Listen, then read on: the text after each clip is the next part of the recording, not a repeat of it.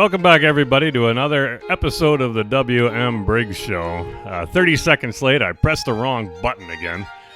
This week, another week in Doom. It's been a very busy week in Doom, so stick around. We have a lot to cover.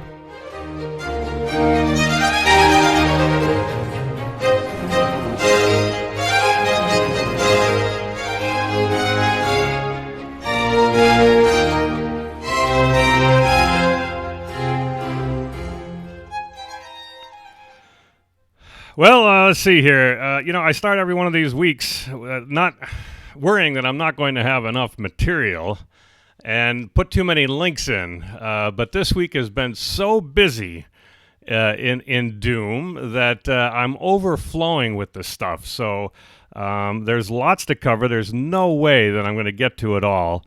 And so I think next week we'll do another one of these.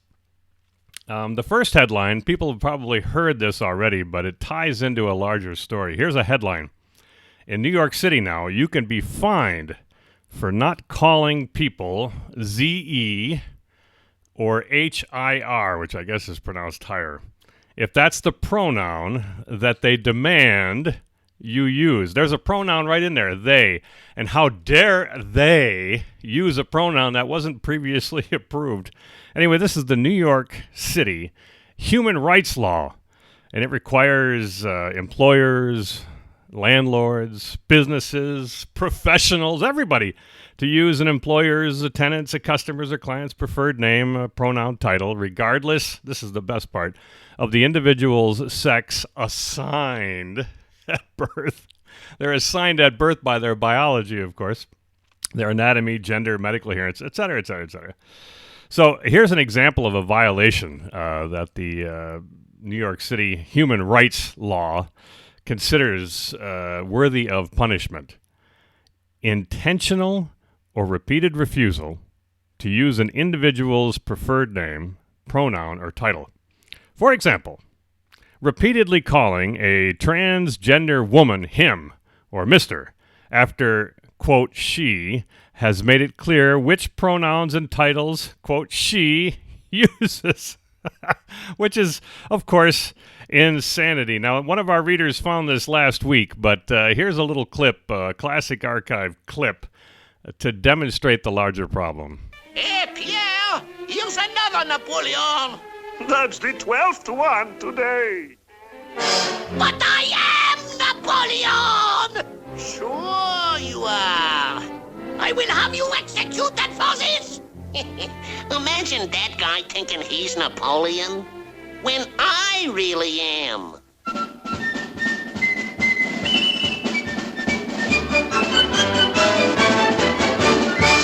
Well, that used to be a common media or television movie trope when someone was genuinely insane, locked up in the funny farm down on the sanitarium. They thought they were Napoleon.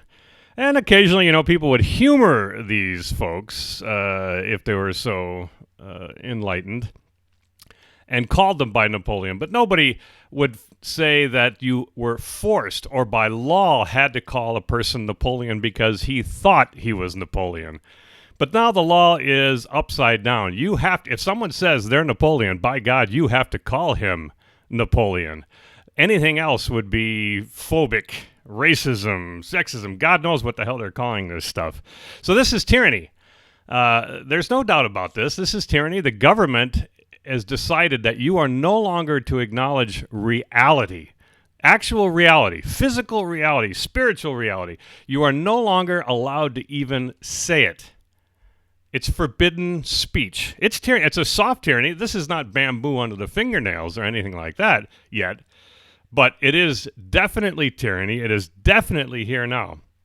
And, Hillary Clinton, when this law came out, she was quoted as saying this. Obviously, she identifies as a canine. Well, that's her choice. But must we also call her a dog? Well, many people do. Anyway, there's another story I have linked here. I have more details on the blog after in the transcript and the show notes.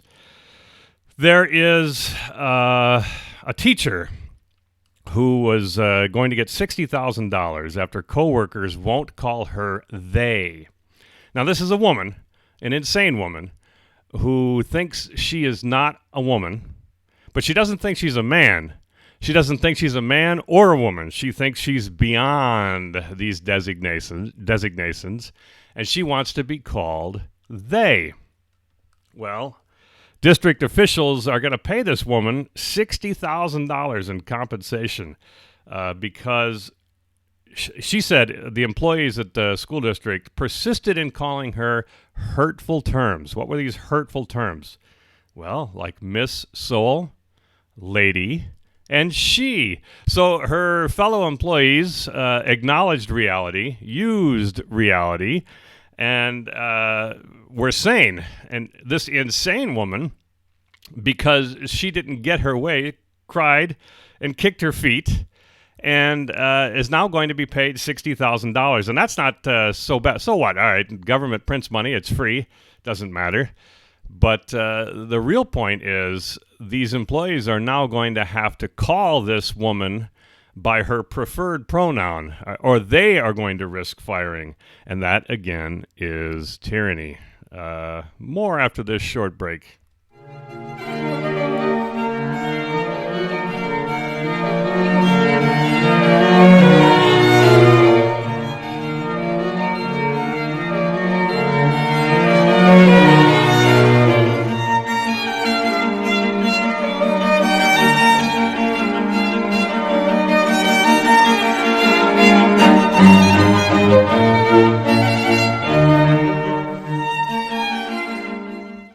I think I left this topic a little too early. I neglected to quote. I have an article, a longer one. I'm not going to read all of this, but this artist couple is preemptively suing or involving itself in some law action because they create art for, among other things, weddings. Weddings are, of course, the matrimony between a male and a female oriented towards family and procreation. That's the definition of marriage. The government, of course, has involved itself in marriage and feels that it can define what marriage is. This is, of course, another form of insanity and tyranny, but we'll let that pass. Now, this state that they're in, I think it's Phoenix. They're in Phoenix, so I don't know if it's the state or just the locality. Anyway, the locality, it says, it is unlawful for any owner, operator, leasee, manager, agent, or employee of any place of public accommodation to directly or indirectly display, circulate, publicize, or mail any advertisement, notice, or communication which states or implies that any facility or blah, blah, blah, sexual orientation, gender identity, on and on and on and on. So you're not even allowed to say you don't like it. So that's absolute barring of free speech. Well, there's no argument that that's already been happening. It's going to happen more. See, once the idea, freedom of association, which was ensconced in the old way of thinking about things, meant a person could associate, or not, with whomever they liked.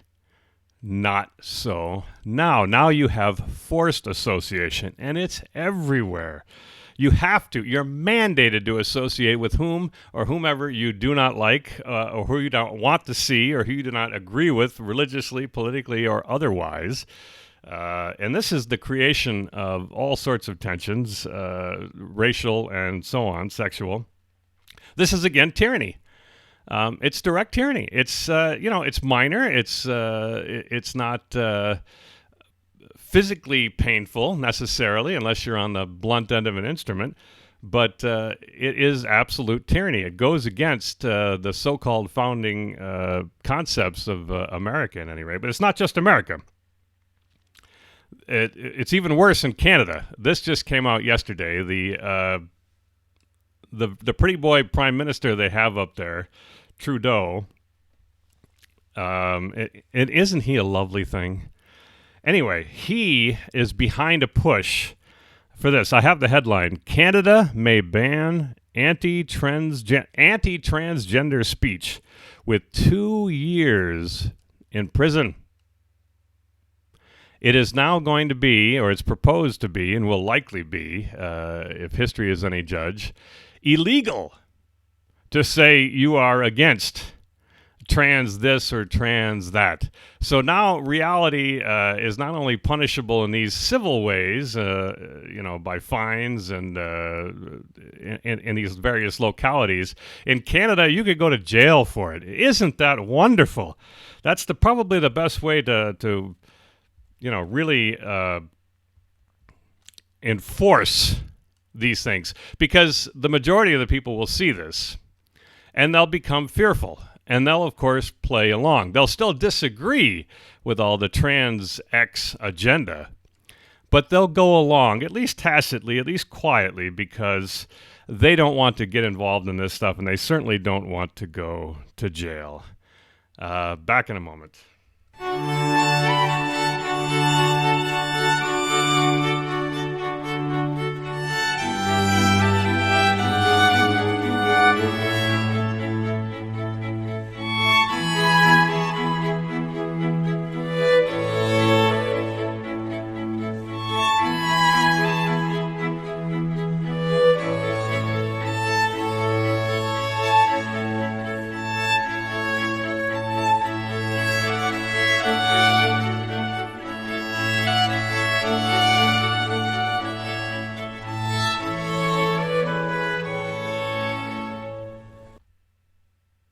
Played a record on it. WLS Boogie Check.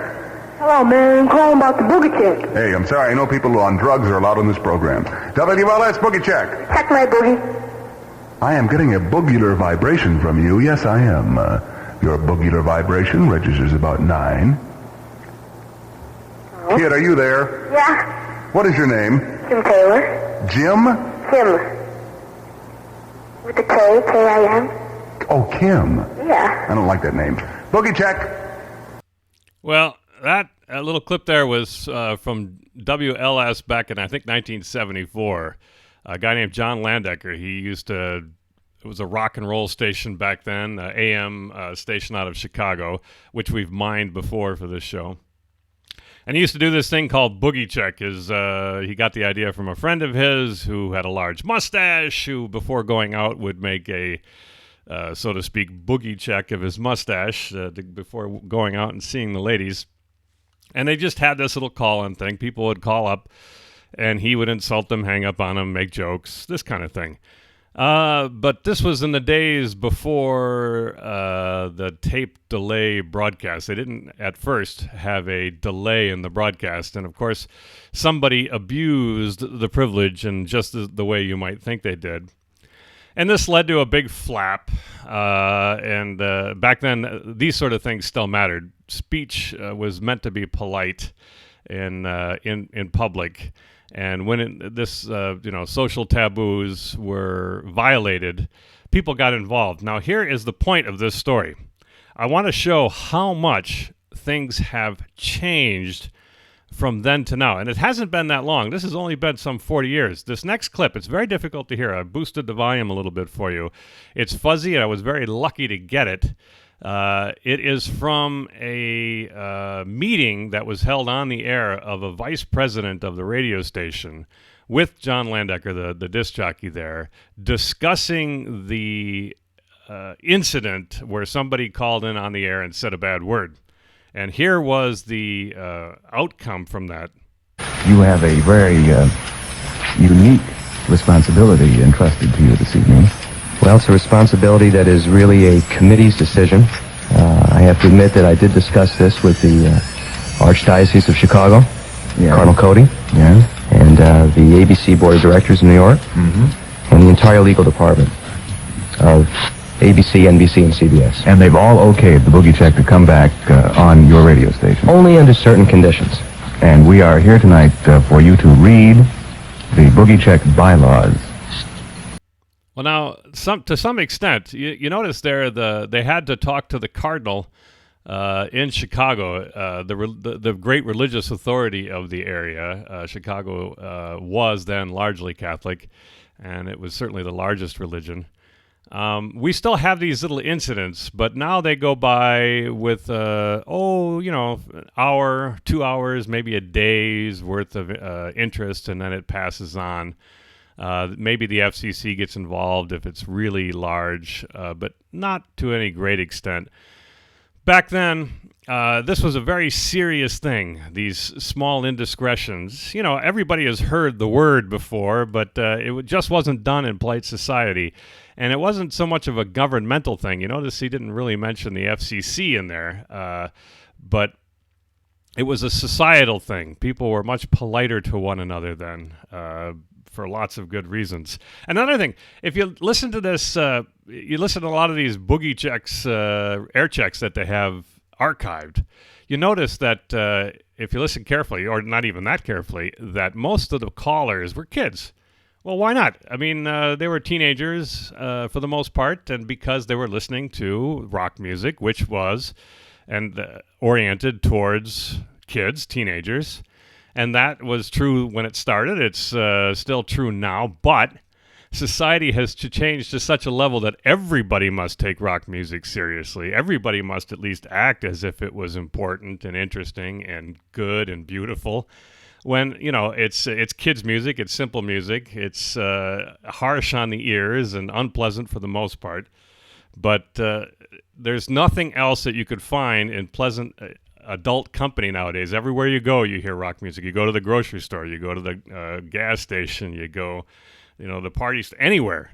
It's in train stations. You go to JFK. I fly a lot out of JFK in New York City, and JetBlue has a terminal there. I usually take them, and the music is blasting. Not just a soft, but it's rather loud and it's annoying, especially when the terminal is not crowded, and they won't turn it down. And it's rock music, and it's intrusive. And wouldn't it be nice if we had, like Penn Station played more pleasant music to listen to, or no music at all? Wouldn't that be something? Absolutely nothing to hear.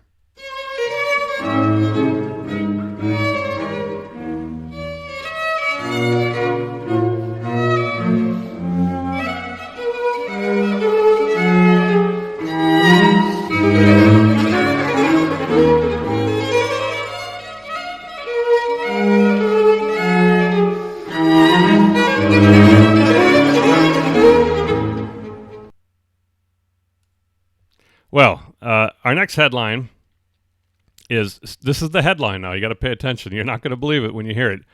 Sex roulette parties where one person is secretly HIV positive and nobody is allowed to use condoms are on the rise, warn doctors. That went by pretty quick, so even though if I warned you, sex roulette parties where one person is secretly HIV positive and nobody is allowed to use condoms is on the rise.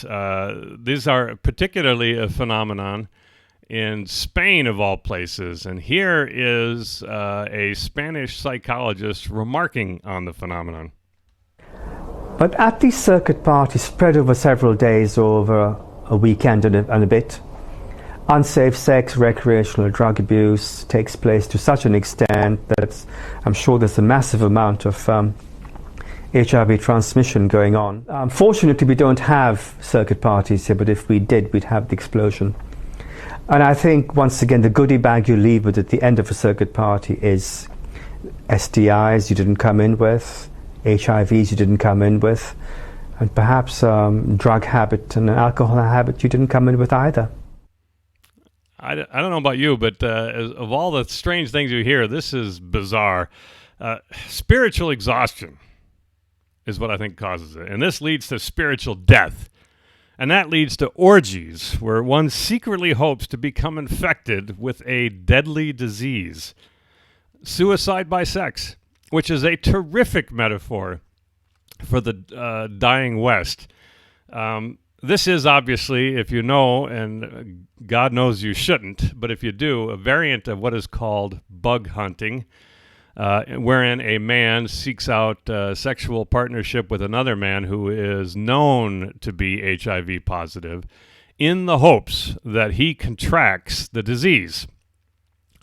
Yes, bug hunting, the virus is a bug. They want the bug. They want to be infected. These people are obviously insane. And I remember having a email exchange with a listener, a reader to the blog. Typical, very nice person, in every way, but it's standard academic, progressive and all this sort of thing.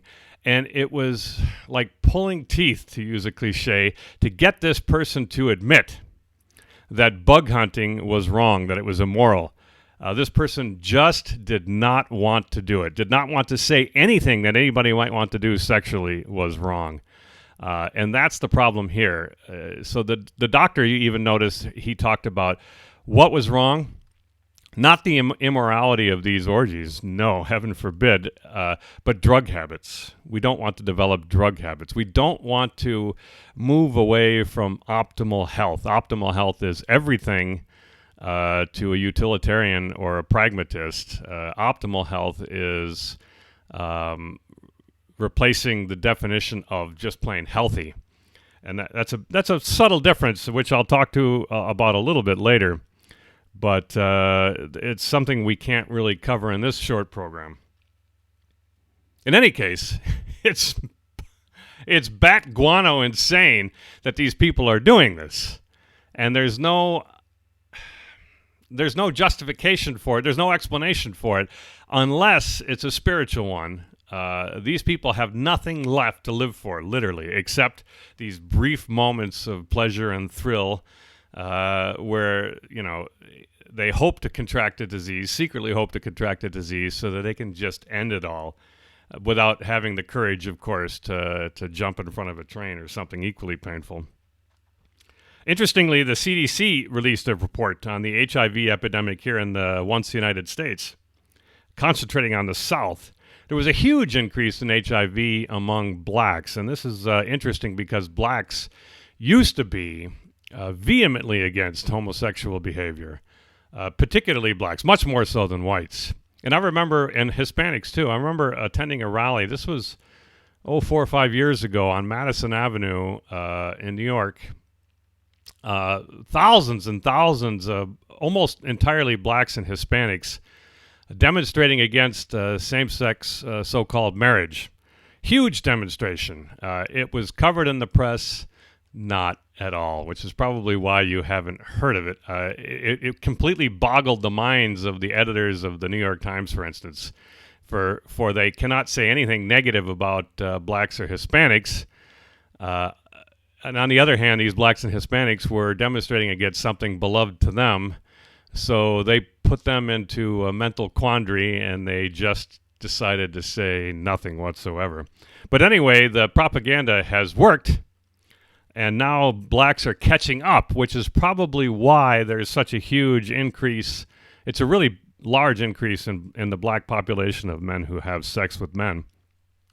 The CDC itself, again, cannot bring itself to say that the acts themselves, the men having sex with men, those acts are wrong. And instead they have to say the increase is driven, that's the key word, driven in part by socioeconomic factors, income equality, and poverty. Also, cultural factors may play a role, such as homophobia and transphobia and racism. So somehow waves of transphobia and racism are emanating from evil whites and causing black men to develop HIV. Now that's pretty powerful. Racism was good stuff, and so is transphobia. We all knew that. But nobody knew before the CDC confirms that it had the power to cause disease in a body. What else can you say but that you're a homophobe?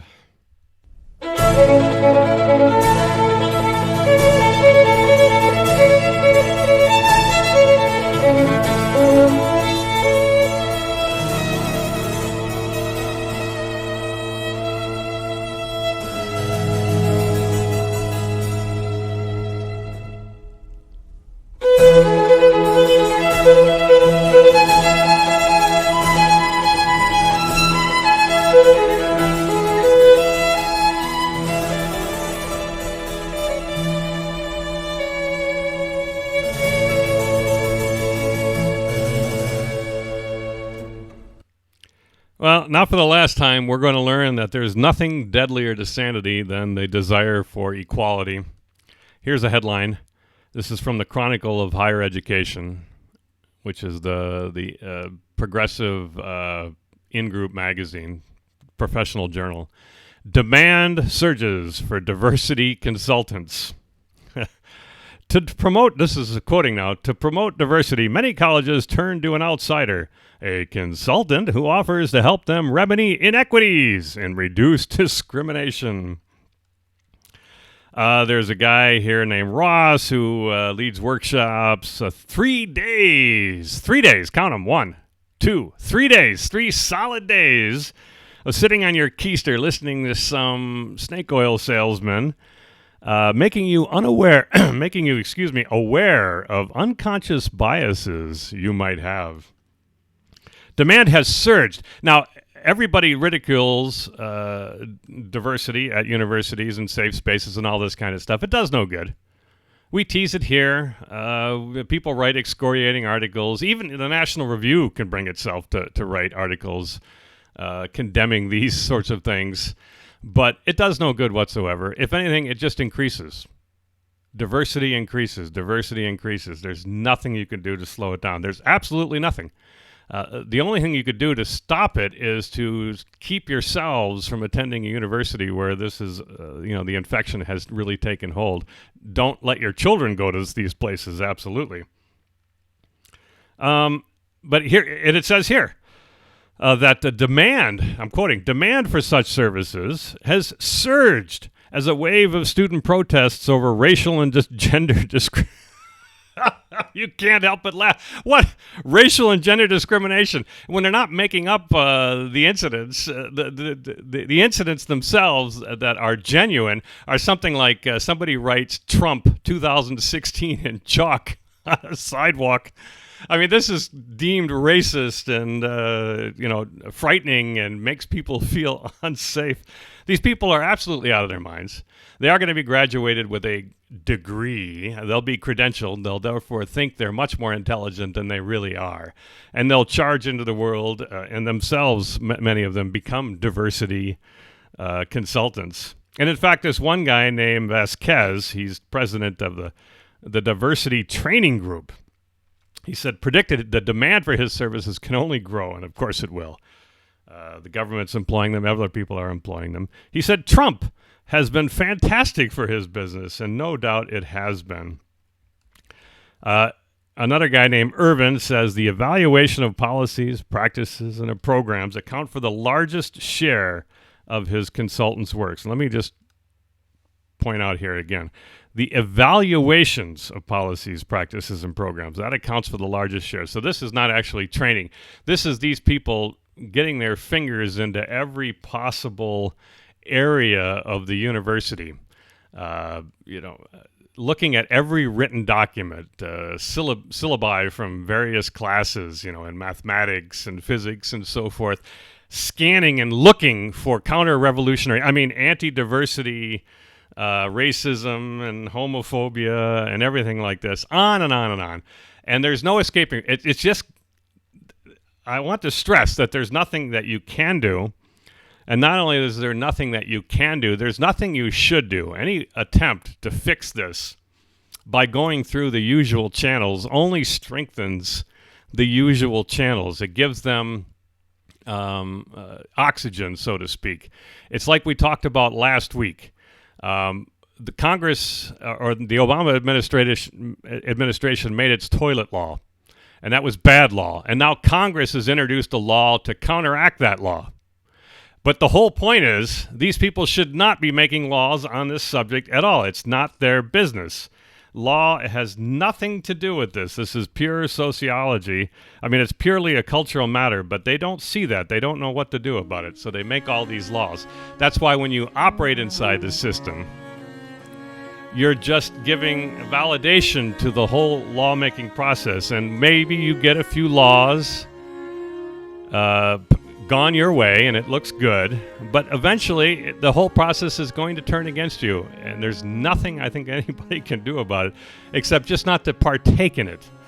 And that's this week in Doom, a very active week. I missed half the subjects, and so I think next week we'll do another one, and maybe we'll just have to do nothing but Doom until the final collapse.